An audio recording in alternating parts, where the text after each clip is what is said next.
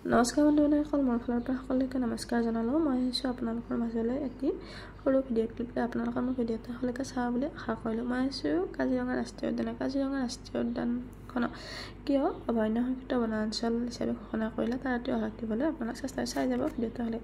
Lord কাৰ্জনৰ পত্নী lady Marie Victoria 1905 চনত কাজিৰঙা ৰাষ্ট্ৰীয় উদ্যানখনলৈ আহিছিল, কিন্তু দুৰ্ভাগ্যবশতঃ তেওঁ জন্তু দেখা নাপালে। কিন্তু তেওঁ জন্তুটোৰ খোজ দেখিবলৈ পালে। অৱশেষত তেওঁ ইংলেণ্ডলৈ ঘূৰি যায়। লৰ্ড কাৰ্জনক জনালে যে জন্তুবিধ সংৰক্ষণৰ কথা কয়। তাৰ ফলস্বৰূপে তেওঁৰ পত্নীৰ অনুৰোধত লৰ্ড কাৰ্জনে 1905 চনত কাজিৰঙা অভয়াৰণ্যখনক সংৰক্ষিত বনাঞ্চল হিচাপে ঘোষণা কৰিলে।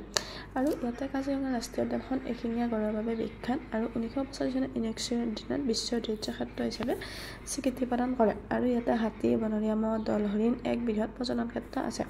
আৰু 1908 চনত কাজিৰঙা সংৰক্ষিত বনাঞ্চল হিচাপে ঘোষণা কৰে। আৰু 1974 চনত 11 ফেব্ৰুৱাৰী তাৰিখে কেন্দ্ৰীয় চৰকাৰে 430 কিলোমিটাৰ মাটিকালিৰে আগুৰা কাজিৰঙা ৰাষ্ট্ৰীয় উদ্যানখনক আনুষ্ঠানিকভাৱে ৰাষ্ট্ৰীয় উদ্যান হিচাপে ঘোষণা কৰে।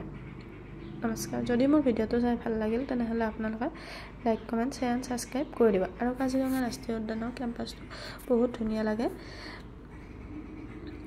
আৰু সম্পূৰ্ণ প্ৰাকৃতিক গছ-গছনিৰে আগুৰা আৰু পৰিৱেশটো সম্পূৰ্ণ সেউজীয়াৰে ভৰ্তি।